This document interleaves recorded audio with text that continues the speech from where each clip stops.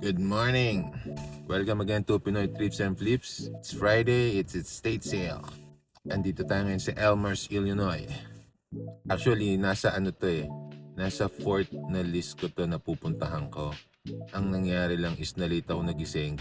So nakarating na ako dito mga quarter to 8.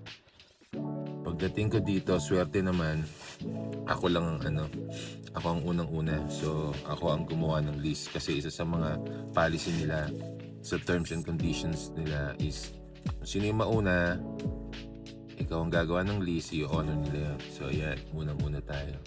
That's my name, Jose.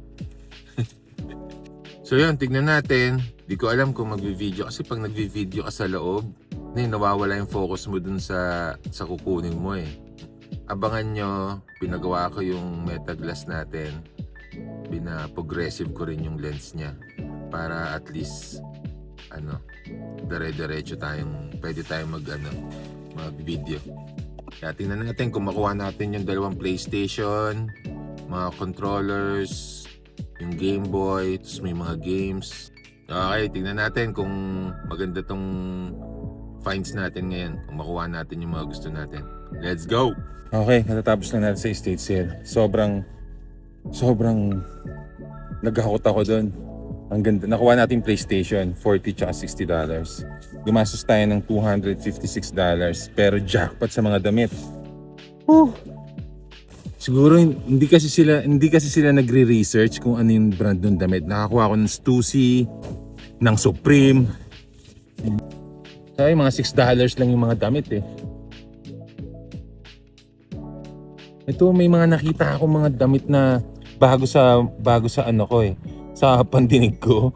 Sinisearch ko lang sila. Nag-aalaga ng mga tago $100, $80, $100. Pag uwi ko, papakita ko sa inyo lahat.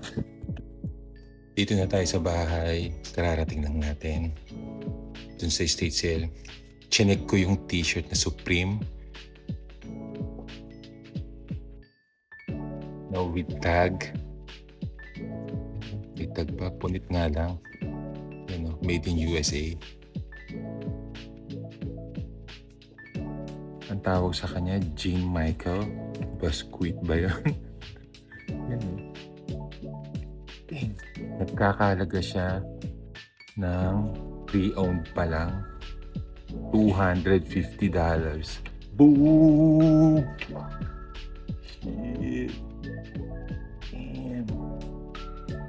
$250. Legit, bro. Made in USA. Pre-owned yun. Ito brand new. Kasi with tag pa siya, oh. Brand new. Shit! So ito to. Dito pa lang, bawing-bawi na yung nagastos natin to na 256. Presyo natin to kahit mga 350. Oh. Bahala na. Tingnan muna natin. Nakakuha. Ang dami kong nabili talaga mga damit. Tapos meron pang Levi's na jean jacket. $15 siya eh, pero ito hindi naman to vintage, so kahit mga 40, 35. So meron ka pa rin kahit $20. Hindi siya vintage eh. Parang bagay sa akin to ah. So kumuha tayo ng Nike shorts na parang tracker. Ito din eh, bago rin sa akin to eh. Seas na brand. Tingnan ko kung magkano. Kasi nakita ko kanina mga mahal din siya eh. Pocha, di ko alam kung totoo yun. Nakita ko sa eBay. Papakita ko sa inyo dyan dito. Pag na-edit ko na itong video. Kung magkano yung mga presyo na itong brand na to. Nasa $180. Itong brand. Ewan ko kung totoo. Puta. Pero meron siya dito. Mediterranean people at chuchu. Tingnan natin. Di ko alam kung pina-embroid nila to dito o talagang nandito to. Pero feeling ko pina-embroid to. Okay na, 180. Pucha. Ito rin brand na to, itong Aviation. Nasa mga $30, $20, $30. Meron siyang na joggers to. Aviation Nation. Nakakuha rin akong 2 sombrero na itong Aviation Nation na to.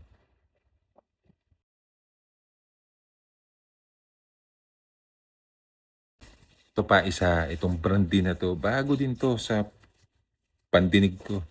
Itong brand na to, di ko alam paano pronounce yan. Jiberish ba yan? Or Giberish? Yan. And syempre, itong Stussy. Stussy na brand new na beanie. Yan. Nasa mga $45 ata to. Pre-owned ata yun eh, yung $45. Kaboom! Isa sa atin.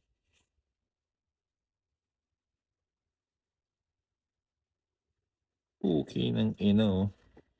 Damn. Alright. Pero, wala. Pang-business natin to eh. Hindi natin pwedeng, ano yun to. Walang mangyayari sa atin kung yung mga nabibili natin gagamitin natin. So, pambenta dito. Malaki kikitain natin ngayon. Carhartt na hat. Ito, Super Bowl 24 na 1989 NFL. Boom, vintage siya. Nagkakalaga siya ng... May nakita akong 24, may nakita akong 40. Got the Mercedes-Benz. Boss Cheap. Yung katrabaho ko may Mercedes. You know, pwede sa ito. Aviation. Ito okay pala to. Aviation Nation na to. Corduroy na Miller hat. Meron tayong, ano ba to? Ball Club. Breakfast Ball Club. Ganda rin ang mga presyo nito. Nasa mga $24 din. Ito ulit. Aviation ata to. Yeah, Aviation Nation. Nakakuha tayo ng Timberland. Ito, $15. Kinuha ko siya $15. Benta mo ng $45, $55.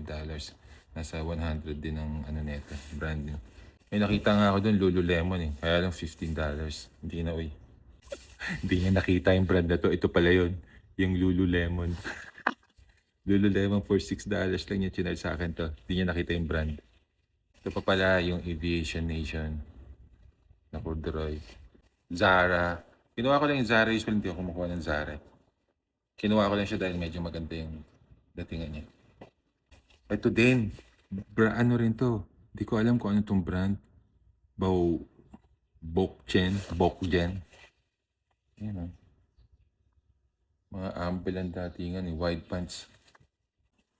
Zara.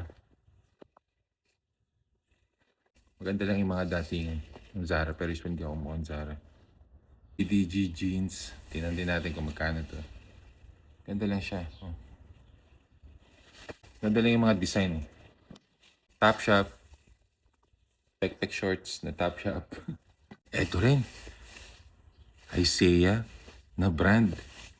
Hindi ko rin alam. Nakita ko lang din yung mga presyo niya eh. Medyo pricey din siya eh. Isaiah. Ewan ko, Isaiah ba pronunciation na?